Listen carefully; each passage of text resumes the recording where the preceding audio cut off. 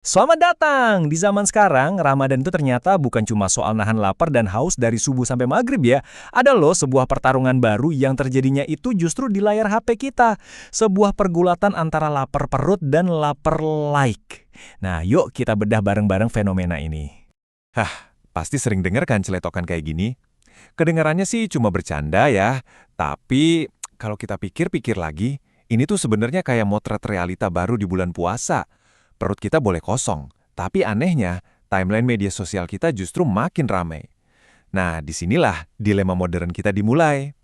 Oke, dari candaan tadi kita masuk ke inti permasalahannya. Ramadan itu kan selalu identik sama lapar ya. Tapi ternyata sekarang udah muncul satu jenis lapar yang baru. Sebuah kelaparan modern yang nggak kerasa di perut sama sekali. Nah, coba deh kita lihat perbandingannya. Di satu sisi ada lapar perut.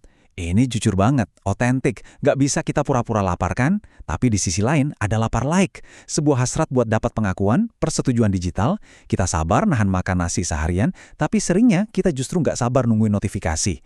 Konflik utamanya tuh ada di sini. Yap, pertarungan ini tuh terjadinya di dalam diri kita masing-masing. Kayak ada tarik-menarik gitu, antara dua kekuatan besar yang ngebentuk pengalaman Ramadan kita di zaman sekarang. Yuk kita lihat lebih dalam lagi dua konsep kuncinya. Puasa itu kan pada dasarnya adalah latihan gratifikasi tertunda. Kita belajar untuk nahan keinginan sesaat demi sebuah tujuan spiritual yang jauh lebih besar. Ini semua tentang sabar, tentang menikmati prosesnya. Nah, ini dia lawannya. Media sosial itu dibangun di atas mesin yang namanya gratifikasi instan. Setiap like, setiap komentar, itu ngasih kita kepuasan langsung dalam hitungan detik. Jadi kebayang nggak? Puasa ngelatih kita buat nunggu, sementara media sosial ngelatih kita buat pengen semuanya serba sekarang juga. Terus gimana dong wujud nyata dari perang batin ini? Nah inilah yang sering terjadi. Praktek spiritual yang seharusnya personal, khusyuk, pelan-pelan berubah jadi konten yang siap buat dipamerin. Familiar banget ya sama kalimat ini? Ucapan seorang ibu ke anaknya ini jadi contoh yang nyata banget dan mungkin sedikit getir. Sebuah momen sederhana pas buka puasa yang terpaksa harus ditunda ya demi sebuah foto. Ini dia intinya. Ketika momen buka puasa itu bukan lagi tentang mensyukuri nikmat, tapi lebih ke gimana caranya dapat foto yang paling bagus buat medsos, disitulah nilai spiritualitasnya mulai kegeser sama statistik. Semua ini, mau nggak mau, ngebawa kita ke sebuah perenungan yang lebih dalam. Sebuah pertanyaan yang mungkin nggak nyaman buat dijawab, tapi penting banget buat kita tanyain ke diri sendiri. Coba deh, kita renungin sebentar. Andaikan nggak ada yang nonton, nggak ada like, nggak ada komentar, apa semangat kita buat ibadah dan berbagi itu bakal tetap sama? Ini pertanyaan paling dasar soal niat kita. Dan jawabannya mungkin ada di sini. Ramadan itu ngajarin kita soal ikhlas, soal ketulusan, sebuah nilai yang justru tumbuhnya di tempat-tempat yang sepi, jauh dari sorotan kamera. Ikhlas itu nggak butuh tepuk tangan atau like, dia cuma butuh keyakinan bahwa Tuhan itu maha melihat. Oke, jadi solusinya gimana dong? Apa kita harus berhenti total dari media sosial? Nggak juga. Ada nih satu konsep menarik yang bisa kita coba. Namanya diet validasi. Jadi gini, ini tuh bukan soal detox digital atau berhenti posting sama sekali, bukan. Ini lebih ke mengubah cara kita berpikir. Kita tetap boleh kok posting, tapi kita belajar buat nggak ngejadiin jumlah like dan komen sebagai ukuran harga diri kita. Terus, cara praktisnya gimana? Gampang kok.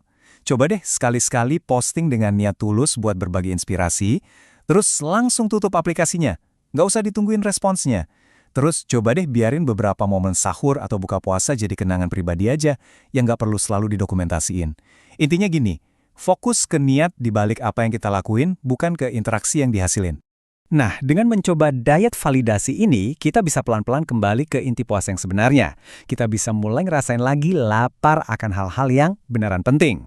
Coba kita ingat lagi ini. Tujuan utama kita ngerasain lapar fisik itu kan supaya empati kita tumbuh.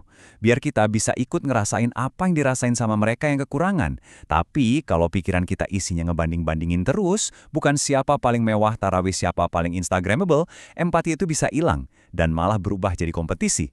Dan kita pun kembali ke candaan di awal tadi. Tapi sekarang dengan kacamata yang baru. Lelucon yang sama, tapi maknanya jadi lebih dalam. Harapannya bukan lagi sinyal yang kuat, tapi iman yang kuat. Wah, ini pergeseran prioritas yang penting banget kan? Dan inilah resolusi ceritanya. Sebuah akhir yang sederhana, tapi rasanya kuat banget. menikmati momen berbuka puasa seutuhnya tanpa perlu pengakuan dari dunia luar. Sebuah kemenangan kecil atas lapar akan like. Jadi, sebagai penutup, pertanyaan ini buat kita semua. Di antara lapar perut yang bisa menumbuhkan empati dan lapar like yang bisa membesarkan ego, lapar manakah yang akan jadi fokus kita di sisa bulan suci ini? Pilihannya ada di tangan kita masing-masing.